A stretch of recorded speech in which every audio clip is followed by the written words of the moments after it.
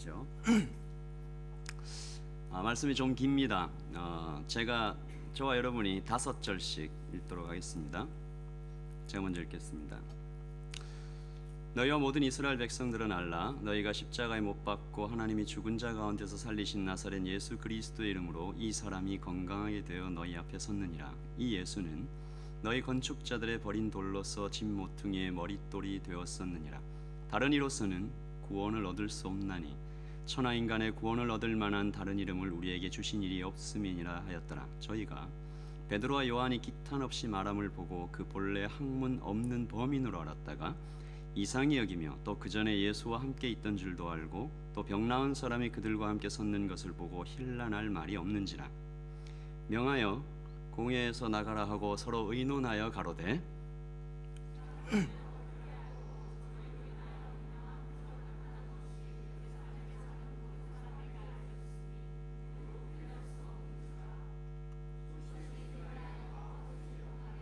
저를 위협하여 이후에는 이 이름으로 아무 사람에게도 말하지 말게 하자고 그들을 불러 경계하여 도무지 예수의 이름으로 말하지도 말고 가르치지도 말라 하니 베드로와 요한이 대답하여 가로되 하나님 앞에서 너희 말 듣는 것이 하늘 말씀 듣는 것보다 옳은가 판단하라.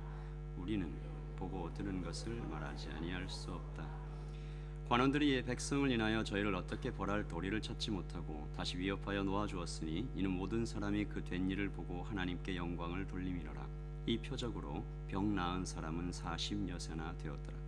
사도들이 노임의 그 동료에게 가서 제사장들과 장로들의 말을 다 고하니 저희가 듣고 일심으로 하나님께 소리를 높여 가로되 대주제여 천지와 바다와 그 가운데 만유를 지은 이시요 또 주의 종 우리 조상 다윗의 입을 의탁하사 성령으로 말씀하시기를 어찌하여 열방이 분노하며 족속들이 허사를 경영하였는고 도난들이 나서며 주와 그 그리스도를 대적하도다.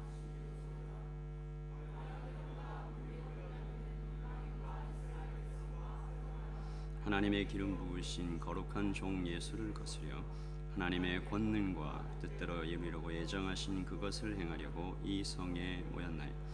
주여 이제도 저희의 휘급함을 하감하옵시고 또 종들로 하여금 담대히 하나님의 말씀을 전하게 하여 주옵시며 손을 내밀어 병을 낫게 하옵시고 거룩한 종 예수의 이름으로 이루어지게 하옵소서 하더라. 우리 다 같이 읽겠습니다. 시작. 빌기를 다하매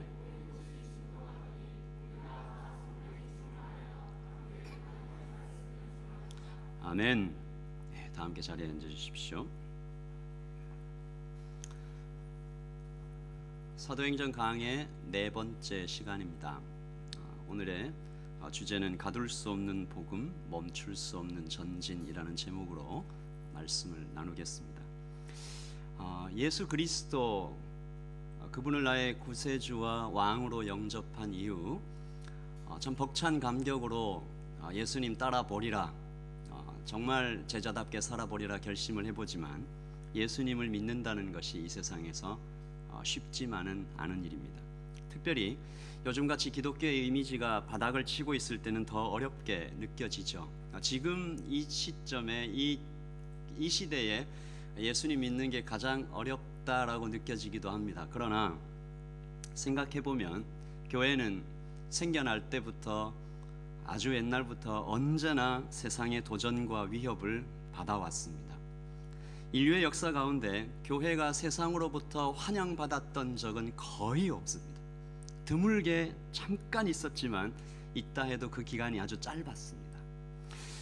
어둠과 빛이 함께 있을 수 없기 때문에 그렇습니다. 교회는 본질적으로 세상을 변화시키는 존재이기 때문에 그렇습니다. 세상은 그 변화에 저항하기 때문에 그렇습니다. 때로는 핍박하고 때로는 유혹합니다. 교회가 세상을 변화하려는 시도를 할 때 언제나 거기 세상은 위협하고 저항하고 핍박하고 우리는 어떻게 이 세상의 위협을 이길 수 있을까? 예수 믿는 것이 참 쉽지 않다. 어떻게 이 세상의 위협을 이기고 예수님의 이름으로 승리하는 삶을 살 수 있을까? 복음을 전하면서 복음대로 말씀 따라 성령의 충만에 살 수 있을까? 오늘 사도행전 4장에는 이 질문에 대한 대답으로 세상의 위협을 받고 있는 교회, 그리고 그것을 이겨가는 교회, 그 모습이 나타나 있습니다. 그래서 우리는 오늘 사도행전 4장을 살펴보면서 교회는 어떻게 세상을 이겼을까 살펴보기로 하겠습니다. 여러분 기억하시듯이 사도행전 2장의 마지막은 이 승리 선언, 트라이엄프, 그런 이야기들이 있죠. 교회가 온 예루살렘으로부터 칭찬을 받고 예수 믿는 사람이 점점 늘어난다. 굉장히 기쁨에 찬 감격적 선언이 있습니다. 교회의 분위기가 최고조죠. 사도들 말씀 듣는 것도 너무 좋고, 교회 갔더니 언제나 이 기적과 이사들이 일어나고 믿는 사람들이 쓸 것을 다 통용하고 마치 천국 같은 그런 모습. 예수님께서 하신 말씀이, 이 땅에 계시면서 하신 말씀이 그대로 이루어져 있는, 하나님의 나라가 땅에 이루어져 있는 것 같은 모습을 봅니다. 마태복음 11장 5절 같이 읽어보죠. 맹인이 보며 못 걷는 사람이 걸으며 나병 환자가 깨끗함을 받으며 못 듣는 자가 들으며 죽은 자가 살아나며 가난한 자에게 복음이 전파된다 하라. 누가 오시면? 예수께서 오시면. 모든 기적과 표적이, 초대 교회에서 일어났던 모든 기적과 표적이 한 방향을 가리키고 있습니다. 뭡니까? 예수 그리스도께서 메시아시다, 그분이 하나님이시다, 이것을 가르쳐 주는 거죠. 그러니까 교회가 얼마나 행복했겠습니까? 내가 그분을 믿고 있다. 이제까지 구약의 모든 성도들이 목놓아 꿈꾸며 기다리던 메시아, 그분을 내가 지금 찾았다. 그러니까 그러던 어느 날 베드로가 한 남자, 태어나면서부터 못 걷던, 40년씩이나 못 걷던 한 남자를 이렇게 세우죠. 은과 금은 내게 없거니와 내게 있는 복음으로 내게 주노니. 사람이 일어납니다. 이런 종류의 기적은 유대인들에게 있어서는 메시아의 표적이었습니다. 하나님만이 일으키실 수 있다. 그래서 예루살렘이 완전히 막 들끓기 시작했습니다. 유대인들의 모든 관심을 이렇게 끌게 되죠. 그리고 베드로는 기적을 보고 몰려들어온 사람에게 당연히 예수 그리스도께서 부활하셨다 이렇게 증거합니다. 너희가 죽인 예수님이 하나님이었다. 그분의 이름으로 이 사람이 일어나서 걷는 것이다. 예루살렘은 그야말로 난리가 났습니다. 예수 믿는 사람들의 이 무리들의 소문으로 막 난리가 났죠. 이때 오늘 말씀 초반부에 나오는 제사장들, 성전 맡은 자들, 사두개인들이 급하게 달려옵니다. 이 도대체 어떤 녀석들이냐? 예수님을 계획적으로 죽인 사람들이죠. 그들에게 베드로와 요한의 설교는 아주 짜증나고 아주 듣기 싫은 그런 이야기였습니다. 베드로와 요한이 예수께서 부활하신 역사적 사건만을 전한 것이 아니라 동시대의 사람들에게 적용되는 하나의 큰 진리를 전했기 때문입니다. 이게 뭔 얘기인가 하면, 너희들도, 예수님께서 부활하신 게 역사적 사건이기도 하지만 너희들도 이 예수님을 믿으면 다시 부활할 수 있다. 이 예수님이 하나님이다. 소망을 전한 것입니다. 참 아이러니한 것은 이 소망이 가난한 자에게는 복음이었어요. 이 소망이 마음이 고통스러운 자, 사회적으로 소외된 자들에게는 너무너무 복음이었는데, 이미 이 세상에서 권력과 돈 이것저것 누리고 있는 사람들에게는 하찮은 것이었고 귀찮은 것이었고 위험한 것이었습니다. 제가 작년에 우리 제자훈련생들과 함께 이렇게 북쪽으로 전도를 갔다가, 물론 이제 거의 모든 사람들이 이제 복음을 거절하고 했지만 그 중에 가장 차갑게 위에서 이렇게 밑으로 내려보듯이 그렇게 차갑게 복음을 전한 사람들은 좋은 집에 살고 있는 사람들이었어요. 니까짓 게 이러는 표정 있죠. 마치 이런 표정이었어요. 그 복음이 나한테 필요한 것 같이 보여? 내가 그게 필요할 것 같아? 이런 표정이었어요. 언제나 그랬죠. 권력과 돈 이것저것 누리고 있는 사람들에게는 복음은 하찮은 것이었습니다. 그때부터 이 사도행전의 분위기가 급반전되죠. 핍박이 시작됩니다. 제자들 즉시 체포당하고 감옥에 갇힙니다. 여러분 어떻게 생각하세요? 이 제자들을 체포해가지고 감옥에 넣을 때 곱게 모셔갔을 것 같아요? 이리저리 상했겠죠. 두들겨 맞았을지도 모릅니다. 여러분 20살 넘어서 맞아본 사람 있어요? 나이 들고 맞으면 정말 기분 안 좋습니다. 군대 가신 분들은 알겠지만 아무리 제자들이라 해도 그렇게 폭력으로 이렇게 끌고 간 그 밤, 갇혀 있는 그 밤은 쉽지 않았을 것입니다. 그리고 로마의 감옥 쉽지 않은 것입니다. 당시 유대법에서는 해가 지면 신문이나 재판을 할 수 없기 때문에 성경에서는 그 다음 날 재판을 하기 위해서 가뒀다, 이런 생각을 해봤습니다. 그 밤에 그 제자들은 뭘 했을까? 무슨 생각을 했을까? 그 감옥이요, 참 재미있는 것은 예수님께서 하룻밤을 지내셨던 대제사장 가야바의 지하 감옥, 그것과 유사한 곳입니다. 아마 제자들은 예수님께서 갇히셨던 그 감옥, 그 참혹하고 두려운 곳을 떠올리지 않았을까? 예수님도 이렇게 외롭고 두렵고 아픈 밤을 보내셨겠구나.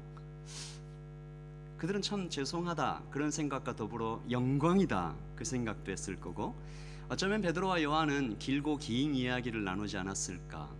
찬송을 불렀을까? 예수님에 대한 추억을 이야기하지 않았을까? 나를 따라오너라, 내가 너희로 사람 낚는 어부가 되게 하리라.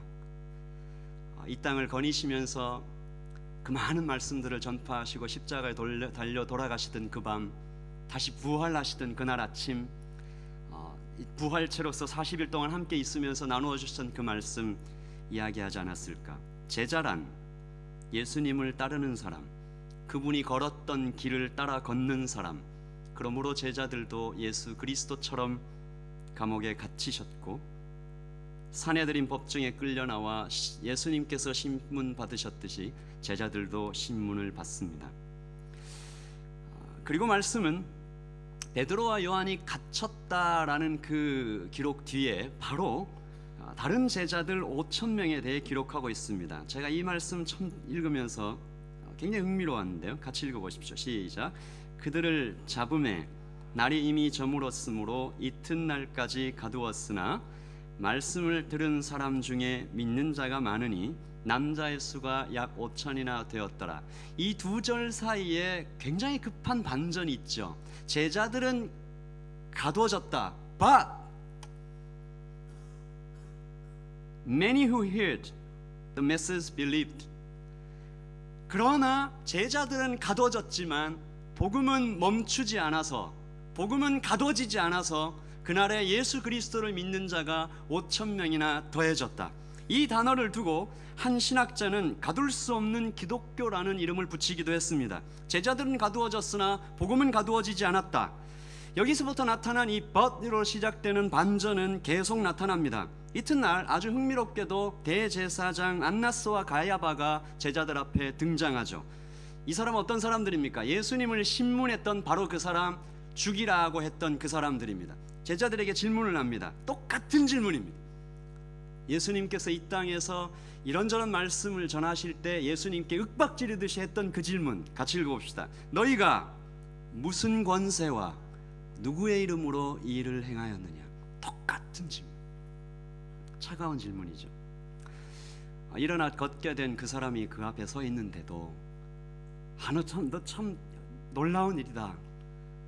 이 하나님께서 행하신 그런 일들, 그 사람에 대한 마음은 조금도 없이 사도들 위에 높이 앉아 죄인을 다루듯이 몰아칩니다. 그들이 얘기했던 단어 중에 휘메이스, 너희가 라는 단어는 너 같은 천한 것들이 라는 의미로 불려지는 단어입니다. 깔보고 힘으로 찍어 내려보려는 것이죠. 그들에게 예수는 자칭 하나님의 아들을 주장하다 십자가에 처형된 죄인, 신성 모독죄. 그러니까 만약 제자들이 너 누구의 이름으로 전하냐라고 얘기했을 때 예수의 이름으로 라고 대답하면 즉시 신성 모독죄로 이단 단체로 판결하고 처형해 버리겠다라는 그 의중을, 그 마음을 드러내는 것이죠. 꼼짝없이 당할 수 없는 상황, 위기입니다. 그런데 여기서도 다시 가둘 수 없는 기독교 대반전이 일어나죠. 베드로의 대답입니다. 전혀 거리끼지 않아요. 그대로 얘기하죠. 이 예수는 너희 건축자들의 버린 돌로서 집 모퉁이의 머릿돌이 되었느니라. 우리가 듣기로는 그저 예수님에 대해서 예수님에 대해서 숨김 없이 이렇게 얘기했겠구나 라는 정도로 받을 수 있지만, 사실 이 단어는, 이 문장은 대제사장 가야바와 안나스에게는 몸서리 쳐지는 어떤 그런 문장입니다. 한번 들은 적이 있습니다. 이들이 마태복음에 보시면 예전에 가야바와 안나스가 물었을 때 이렇게 대답하셨죠. 예수님께서 이르시되 너희가 성경에 건축자들의 버린 돌이 모퉁이의 머릿돌이 되었느니 이것은 주로 말미암아 된 것이 우리 눈에 기이하다함을 읽어본 일이 없느냐. 그러므로 내가 너희에게 이르노니 같이 읽어봅시다. 하나님의 나라를 너희는 빼앗기고 그 나라에 열매 맺는 백성이 받으리라. 이 돌 위에 떨어지는 자는 깨지겠고 이 돌이 사람 위에 떨어지면 그를 가루로 만들어 흩으니라 하시니라. 가야바와 안나스, 그 당시에 종교 권력을 다 잡고 있는 그 사람한테 정확하게 겨냥하시듯이 하나님의 나라를 너희는 빼앗기겠고 너희가 이 돌 위에 건축자들의 버린 돌, 즉 예수 그리스도에 떨어지면 가루로 돼버릴 것이다. 너무 화가 났습니다. 대제사장 가야바 안나스가 즉시 예수님을 체포하고 죽이려고 했을 때도 백성들 때문에 못했었거든요. 근데 그 상황이 똑같이 일어나는 거예요. 누구의 입에서? 지겹도록 지겨운 그 예수의 이름, 예수님을 붙잡아서 죽였는데 또 나타난 거예요. 제자들의 입에서 그 얘기를 또 듣게 될 줄이야. 베드로는 예수님처럼 그들을 다시 말씀으로 습격합니다. 4장 12절이죠. 다른 이로서는 구원을 얻을 수 없나니 천하 인간의 구원을 얻을 만한 다른 이름을 우리에게 주신 일이 없음이니라 하였더라. 우리 같이 한번 큰 목소리 읽읍시다. 시작. 다른 이로서는 구원을 얻을 수 없나니 천하 인간의 구원을 얻을 만한 다른 이름을 우리에게 주신 일이 없음이니라 하였더라. 이 말씀은 지금 이 시대에서는 종교 다원주의와 다른 종교에도 구원이 있다라는 어떤 그런 시도에 철퇴같이 내려지는 말씀이지만 그 당시에는 그 제자들 바로 눈앞에 있는 산헤드린 법정에 있는 그 공회원들, 제사장들, 그런 사람들에게 당신들이 산헤드린의 공회원이라 할지라도 평생을 성경을 읽고 그 앞에서 종교 권력자라 그렇게 서 있다 할지라도 예수님을 믿지 않으면 구원이 없다. 충격입니다. 이 말씀의 습격, 어찌할 수 없는 예수, 가두어 십자가에 매달아 죽였는데 또다시 나타난 그 이름, 감당할 수 없는 제자들. 그러므로 청년 여러분, 우리는 이 사건을 통해서 베드로가 내뱉은 그 한마디 한마디의 말들, 이것이 사실 예수 그리스도의 입술에서 나온 말씀이거든요. 그럼 따라서 하십시다. 세상을 이기는 것은 말씀입니다. 베드로와 요한이 그렇게 이긴 겁니다. 자기 안에 심어두신 예수 그리스도께서 전하신 그 말씀, 내 힘이 아니라 하나님의 말씀, 단순히 성경책에 기록된 그 문자를 이야기하는 것만이 아니고요, 내 안에 들어오셔서 나와 함께 거주하시는 말씀, 성령께서 깨닫게 해주시는 그 말씀, 즉 예수 그리스도, 그분으로 이기는 것이죠. 공회원들이 보니까 이게 기가 찹니다. 지금 말을 하는데 이렇게 높은 데서 이렇게 삥 둘러서 그 앞에 놔두고 무섭게 얘기를 하는데 전혀 꿀리는 거 없이 당당하게 또박또박, 너무 당당하게 놀라운 확신 가운데 얘기하는 거예요. 죄인으로 불렀는데 내가 죄인인가 이런 생각이 들 정도로 이렇게 얘기를 하는 거죠. 랍비들의 학교에서 정식 교육을 받은 적도 없는데 그들의 입술에서 나오는 말들이 너무나 깊이가 있고 성경 전체를 꿰뚫은 것 같은 말씀들, 학자처럼, 권위 있는 랍비처럼. 가야바와 안나스는 이유를 모릅니다. 도대체 이들은 어디서 이런 지식과 어디서 이런 태도, 어디서 이런 확신을 얻었을까? 가야바와 안나스는 모르지만 성경은 그 이유를 분명히 밝히고 있습니다. 같이 읽어보시죠. 4장 8절입니다. 시작. 이에 베드로가 성령이 충만하여 이르되, 여기까지만 읽읍시다. 이에 베드로가 성령이 충만하여 이르되. 그러므로 또 어떻게 세상을 이긴다는 말입니까? 성령 충만으로. 성령 충만은 곧 무엇입니까? 성령께서 깨닫게 해주시는 말씀으로, 내 안에 주시는 성령의 그 확신으로 그렇게 세상을 이겨간다 그 말입니다. 하지만 우리 안에 그 말씀이 생생히 살아있다 해도, 우리 안에 성령 충만으로 내 안에 놀라운 확신이 있다 해도 여전히 세상은 그리 만만한 것은 아닙니다. 절대로 쉽지 않죠. 하나님이 어디 있냐? 내 눈앞에 데려와라. 그럼 믿겠다. 그러나 그 사람들 앞에 놀라운 기적을 보여준다 해도 믿지 않습니다. 우리 주위에, 세상 사람들 주위에 너무너무 예수님 믿고 변화받은 수많은 사람들이 하나님이 계시지 않으면 이 사람이 이렇게 변할 수 없다라고 하는 그 놀라운 증거들을 그들이 보아도 쉽게 믿지 않습니다. 그날 그 법정에도 예수 그리스도께서 하나님이라는 사실이 너무나 분명히 나타나고 있는데도 안 믿었죠.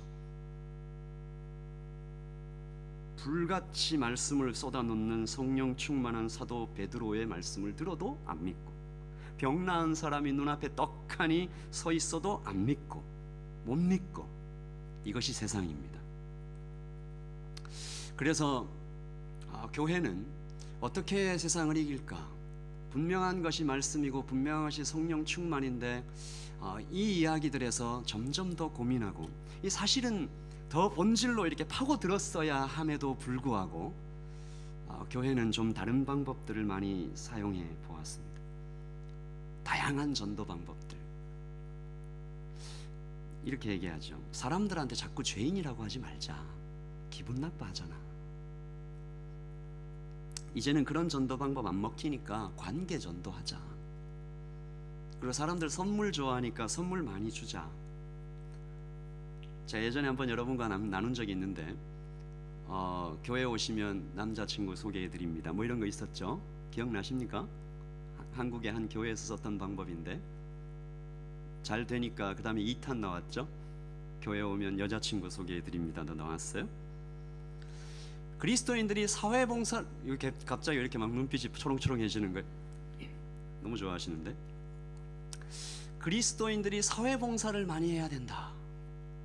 그런 이야기들을 하는 사람도 참 많이 있습니다. 모두 맞는 일이죠. 맞는 말이죠. 그 모든 시도들이 너무너무 필요하고 정말 좋은 것이죠. 그러나 우리 이거 하나 기억하십시다. 그러나 결국 사람의 마음을 여시는 분은 성령 하나님이십니다. 우리가 어떤 방법을 사용해야 한다 할지라도, 물론 그 방법이 효과적일 수는 있어요. 우리가 지혜롭게 생각을 해야 될 필요는 있습니다. 그러나 그 모든 노력에도 불구하고, 그 모든 어떤 인간적인 방법과 그 수단, 경험, 그러나 결국 사람의 마음을 움직이는 분은, 그 마음을 여시는 분은, 그래서 거듭나게 하시는 분은, 예수 그리스도를 믿게 하시는 분은, 다시 태어나게 하시는 분은 성령 하나님이십니다. 아멘. 초대교회와 베드로가요, 다른 아무것도 시도하지 않습니다. 근데요, 생각을 해보면 그들이 할 수 없었다라고 봐도 됩니다. 이것저것 다 시도해보고 이게 제일 좋거나 이렇게 생각한 게 아닙니다. 그들에게 그런 여유도 없었고 그럴 마음도 없었습니다. 왜냐하면 그들에게는 오직 성령님밖에 없었기 때문입니다. 다른 것이 없었어요. 그들에게 가진 것이 아무것도 없었습니다. 조직도 없었고 권력도 없었고 심지어 신학성경도 완성되지 않았던 때이고, 그들에게 비교할 만한 다른 아무것도 없었고, 예수께서는 그들에게 다른 어떤 방법도 알려주신 적이 없습니다. 그러므로 우리가 자주 얘기하는 오직 성령이라는 이 말은 성령께서 마지막 끝판왕이시다 이런 얘기가 아니고, 오직 한 분 성령님밖에 없다 그 말입니다. 다른 방법이 없다. 그분이 전부다. 저는 오늘 여러분과 이 이야기를 하고 싶습니다. 우리가 자주 이걸 잊어버립니다.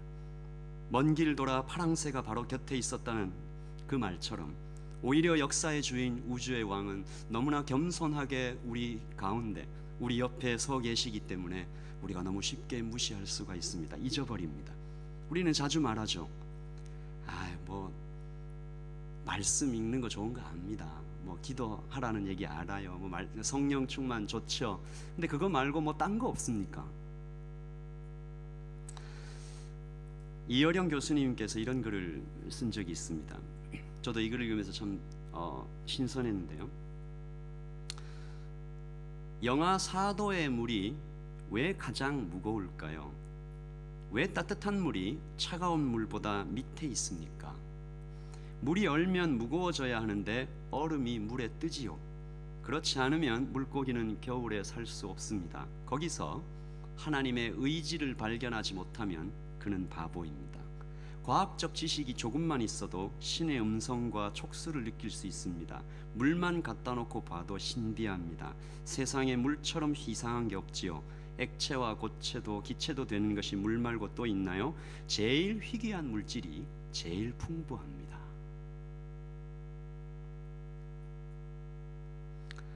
하나님의 의지입니다.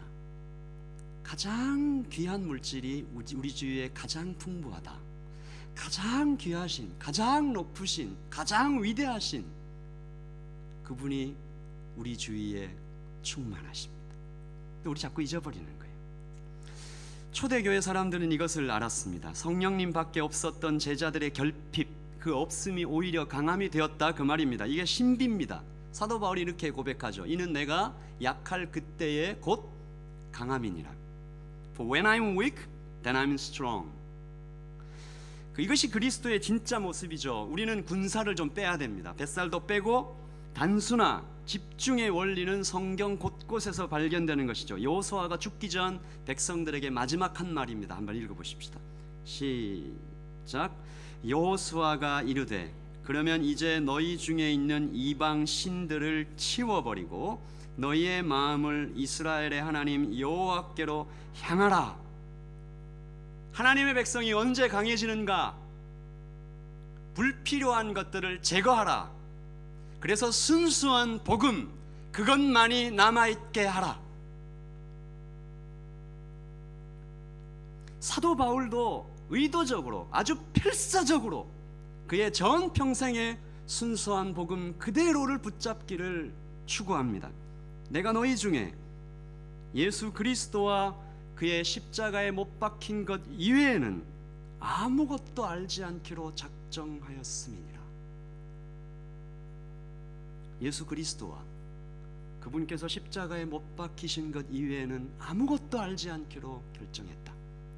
여러분, 복음 그 자체가 이미 완전합니다. 거기에 무엇을 더하거나 빼면 오히려 힘을 잃습니다.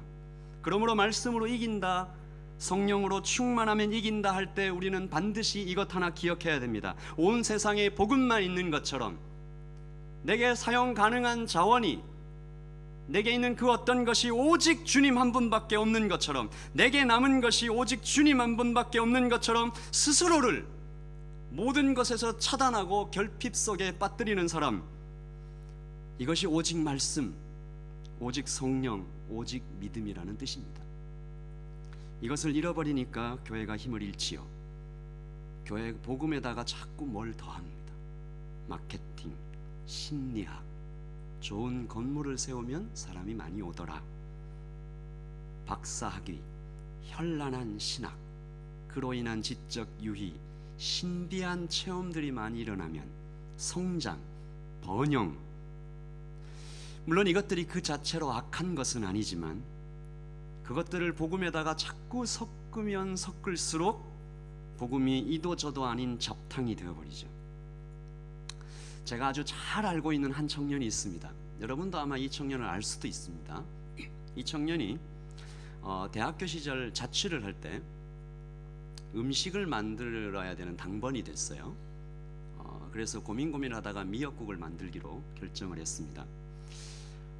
미역국에는 순수한 미역과 물과 아주 조금의 이제 뭐 여러 가지 필요하면 되는데, 이 친구가 여기다가 뭘 자꾸 넣었는데 계속 넣으면 넣을수록 맛이 없어지는 거예요. 그래서 최종적으로 이 친구가 고민을 하다가 넣은 것이 여기에 뭔가 알싸한 맛이 필요한 것 같아. 그래서 케찹을 넣었습니다. 누가 먹었을까요? 그 친구가 일주일 동안 먹었습니다. 15명이 자취하는 곳이거든요. 복음은 순수하면 순수할수록 좋은 거예요. 복음은 이미 그 안에 창조의 능력을 담고 있습니다. 죽은 것을 살리는 생명의 능력이죠. 이것을 여러분 믿습니까?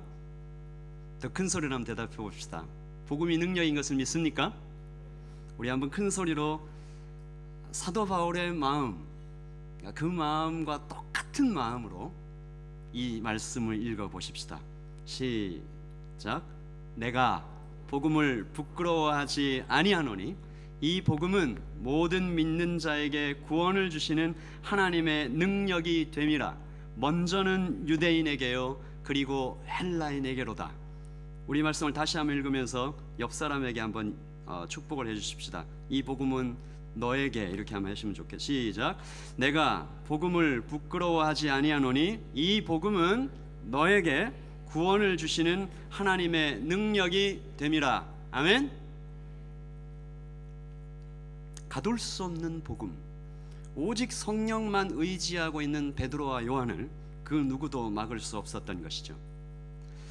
베드로와 요한이 산헤드린 법정에서 그러므로 풀려납니다.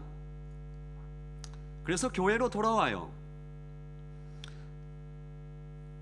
아무리 겁을 주고 죽이겠다 위협해도 그들을 꺾을 수가 없습니다. 우리가 아까 그 말씀 읽었죠. 공회원 앞에서, 하나님 앞에서 너희 말 듣는 것이 하나님 말씀 들은 것보다 옳으냐 판단하라. 우리는 보고 들은 것을 말하지 아니할 수 없다. 이렇게 대차게 얘기하고 나오는 거예요. 복음의 야성. 여러분, 복음이요 우리에게 행복을 보장합니까?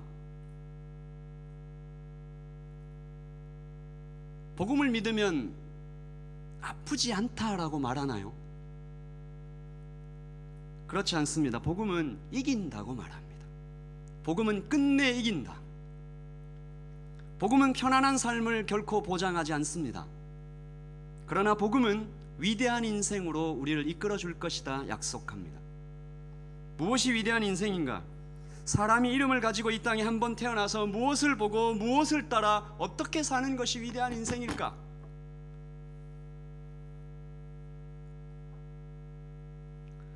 한 선교사님이 이렇게 말했습니다. 선교지에 있는 자신의 큰 아들에게 편지를 쓰면서 그 안에 적어놓은 한 문장, 잊혀지지 않는 문장. 아들아, 우리 땅끝에서 죽어 천국의 한복판에서 만나자. 김상렬이라는 청년이 태국 치앙마이에서 선교를 하다가 죽었습니다. 그 죽음 위에 부모님들이 와서 예배당을 세웁니다. 그리고 그 부모님이 그 땅의 아이들을 위해 선교사로 헌신합니다. 복음의 야성, 이것이 위대한 인생입니다. 무엇을 먹을까? 무엇을 마실까? 무엇을 입을까? 고민하며 그것 고민하고 살다가 그만 놓치고 마는 위대한 인생. 저는 여러분에게 오늘 그 위대한 인생으로 초청하고 싶습니다. 위험하고 편안하지 않을 수도 있고 여기저기 깨지고 상할 수도 있지만 이기는 인생, 복음과 함께하는 인생, 복 있는 삶. 짐 엘리엇이 이런 말을 했습니다. He is no fool who gives what he cannot keep to gain the which he cannot lose. 잃어버릴 수 없는 것을 얻기 위해 지킬 수 없는 것을 버리는 자는 어리석은 자가 아니다. 영원한 것을 얻기 위해 영원하지 않는 것을 버리는 자는 절대 어리석은 자가 아니다. 여러분은 2000년 역사 가운데 분명히 들어서 알고 있습니다. 그 어떤 누구도, 그 어떤 어려움도, 심지어 죽음도 막을 수 없는 행진이 예루살렘, 팔레스타인 그 작은 마을에서 시작되어서 가둘 수 없는, 멈출 수 없는 선교, 그것과 운명을 같이 한 많은 선교사들, 많은 순교자들 우리는 알고 있습니다.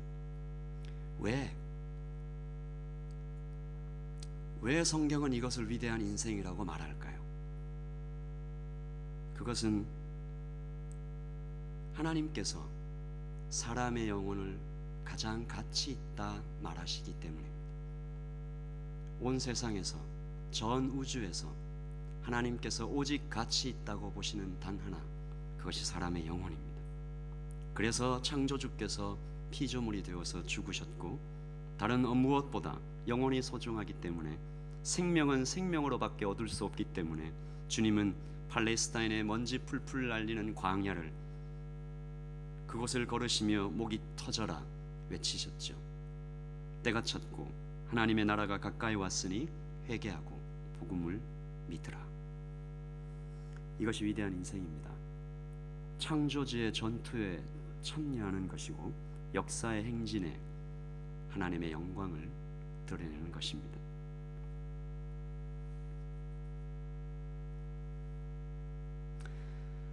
이 복음이 여러분 손에, 제 손에 맡겨져 있습니다. 우리가 아주 힘차게 여러 시도를 통해서 거부하고 나는 아닙니다 라고 말해보지만 슬쩍 피하고 싶기도 하지만 저는 아직 준비가 안 됐어요. 아직 성경도 잘 모르고 많이 바쁩니다. 즐기고 누리고 싶은 것이 많고 저 말고 우리 목자 시키세요. 목자들 이런 말 많이 듣죠. 저는 교회에 출석하는 것만 해도 벅찹니다. 그러나 여러분 한 가지 기억하셔야 됩니다. 바로 그런 마음이 복음에다가 무언가를 더하고 빼는 행동이다 그 말입니다. 복음도 가지고 싶고 세상도 누리고 싶고 만약에 그렇다면 여러분 아주 많이 오해하신 것입니다. 이어지는 사도들의 이야기에 그것이 나와 있습니다. 초대교회가 강했던 이유, 베드로와 요한이 교회로 돌아와 그 교회에다가 아주 나쁜 소식을 전하죠. 무슨 소식입니까? 이제부터 여러분 예수님 전하면 체포되고 죽을 수도 있습니다. 이 이야기를 근데 굉장히 재미있게 너무너무 신나게 한 것이고 베드로와 요한이, 그리고 그것을 받는 교회 성도들도 너무너무 신나게 반응을 하면서 그러나 진지하게 가둘 수 없는 복음의 반전을 보여줍니다. 이 성도들의 기도죠. 한번 들어봅시다. 주여 이제도 그들의 위협함을 굽어보시옵고 또 종들로 하여금 하나님의 말씀을 담대히 전하게 하여 주옵소서. 성도들이 어떻게 기도했습니까? 이 핍박 좀 피하게 해주세요. 아프지 않게 해주세요. 체포 안 당하게 해주세요. 주님 우리 교회에 이렇게 엄청난 고난이 찾아왔는데 이것 좀 지나가게 해주세요. 그렇게 하지 않았습니다. 그들은 용기를 달라고 기도합니다. 여러분 뭐 기도합니까? 여러분이 지금 가장 중요하게 생각하면서 매일매일 마음속에 심겨져 있는 그 기도는 뭡니까? 성도들이 두렵지 않았을까? 무슨 터미네이터인가? 어벤져스인가? 아니요. 그 성도들도 많이 두려웠을 겁니다. 무릎이 벌벌 떨렸을 수도 있을 것이에요. 이들이 이 기도에서 사용한 주옵소서, 위협함을 하감하여 주옵소서, 담대히 하나님 말씀을 전하게 해 주시옵소서 할 때 그 주옵소서라는 말은 지금 즉시 주옵소서, 아주 급박한 상황에서 절박하게 요구할 때 쓰는 단어 도스입니다. 그러므로 두렵지 않아서 복음을 전했던 것이 아닙니다. 복음을 전하지 않고는 안 되는 진리를 알았기 때문에 내가 어떤 은혜를 받아 여기에 있는지, 사람의 진정한 행복이 어디에 있는지, 최고의 인생은 무엇인지 너무나 분명히 깨달은 그들에게 멈출 수 있는 길이라는 것은 애초에 없었다 그 말입니다. 두 번째 방법, 플랜 B 없어요. 여러분 기억하십시오.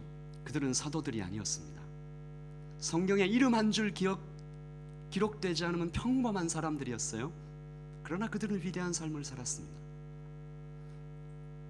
어쩌면 부자였을지, 그들은 어쩌면 학생이었을지, 어쩌면 깡패나 범죄자였을지, 그것은 우리가 알 수 없지만 분명한 것은 단 하나, 그들이 받았던 은혜입니다.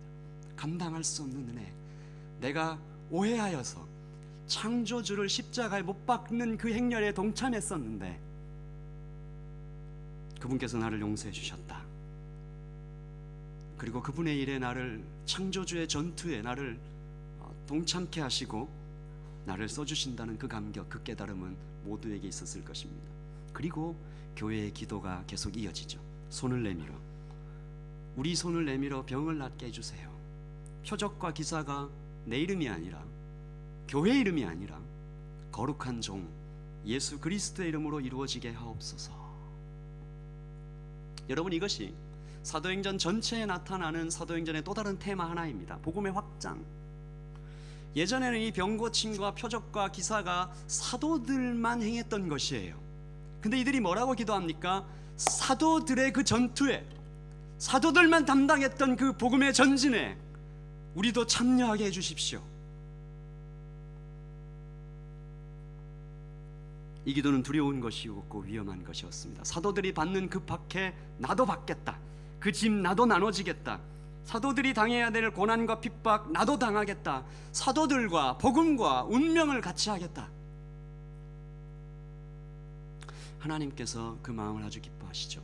그리고 우리가 마지막으로 읽었던 말씀 빌기를 다음에 그 모인 곳이 진동하더니 하나님께서 성령으로 다시 한번 그들을 충만케 하시고, 우리가 처음에 나눴던 것, 어떻게 세상을 이깁니까? 말씀으로 이깁니다. 성령께서 깨닫게 해주시는 말씀으로 이깁니다. 그것을 다시 한번 강화시켜 주신 것입니다. 이미 충만해 있던 교회를 다시 충만하게 하신 것. 제가 이 말씀을 보고도 참 깊은 깨달음을 얻었어요. 여러분, 우리는 꽉 차면 더 이상 못 채우잖아요. 배가 터지도록 먹으면 더 못 먹잖아요. 심지어 더 먹는 사람도 가끔 보긴 했지만 이게 꽉 차면 더 이상 안 들어가는 거예요. 그러나 하나님께는요, 이미 충만해진 그 교회에 성령으로 이미 충만해진 그 교회에 더 충만하게 채우실 수가 있어요. 하나님이 무한하시기 때문에. 와, 내가 오늘 하나님을 만났는데 말씀을 읽다가 너무 터질 듯한 감격으로 하나님을 만났는데 이전까지 만났던 하나님과는 비교도 할 수 없을 만큼 이 최고다 그랬는데요, 그 다음 날에는 어제 만난 하나님과는 또다시 비교할 수 없을 만큼 놀랍고 충만한 하나님을 또 만날 수가 있습니다. 하나님께서 무한하시고 영원하시기 때문이죠. 여러분, 그것을 사모하십시오. 어제 만난 주님보다 비교도 할 수 없는 더한 감격, 최고의 인생, 아직 오지 않은 우리들을 위해 예비하신 주님의 축복. 그러므로 사랑하는 청년 여러분, 우리 모두가 이제는 핑계도 대지 말고, 이제는 뒤로 물러서지도 말고, 복음이 그 자체로 온전한 창조의 능력과 그 힘을 가지고 있어서, 이 복음은 모든 믿는 자들에게 구원을 주시는 하나님의 능력, 파워다. 그럼 내가 일하는 게 아니잖아요. 나에게 주께서 복음을 맡겨주셨으면 복음이 가는 길, 복음의 그 능력이 흘러가는 곳, 거대한 강물이 흘러가는 곳에 나도 같이 동참할 때 주께서 우리를 위대한 인생으로 이끄신다, 그 말입니다. 너보고 하라고 하지 않으셨어요. 함께 하자. 그리고는 주님께서 얼마나 놀라우신 분인지 압니까? 주께서 함께 하셔서 그 위대한 인생으로 우리를 이끌어 가셔놓고, 그래놓고는 우리한테 이렇게 얘기하시는 거예요. 네가 다 했다. 그것이 주님의 축복이죠. 그러므로 우리 한 가지만 좀 기억하십시다. 따라하십시다. 나는 약하나 말씀이 이깁니다. 한 번 더 하십시다. 나는 약하나 말씀이 이깁니다. 그러므로 세상을 어떻게 이깁니까? 성령께서 함께 하셔서 말씀이 말씀되면 이깁니다. 복음이 복음 그대로의 모습으로 우리 가슴 속에 심겨지기만 하면, 그것이 우리들의 입술에서 토해져 내기만 하면 세상은 이겨집니다. 복음은 전진하고 가둘 수도 없고 멈출 수도 없기 때문입니다. 거대한 강이 흐르고 흘러 마침내 바다에 이루고 말듯이 복음은 흘러 여러분을 통해서 하나님의 나라를 이루어 낼 것입니다. 이 위대한 발걸음에 여러분이 동참하시기를 바라고, 복음과 운명을 같이 하시기를 바라고, 창조주의 전투에 참여하시기를 바라며 역사의 행진에 하나님의 영광을 드러내 주시기를 바랍니다. 그것이 세상을 이기는 단 하나의 방법입니다. 잠깐 영상을 보고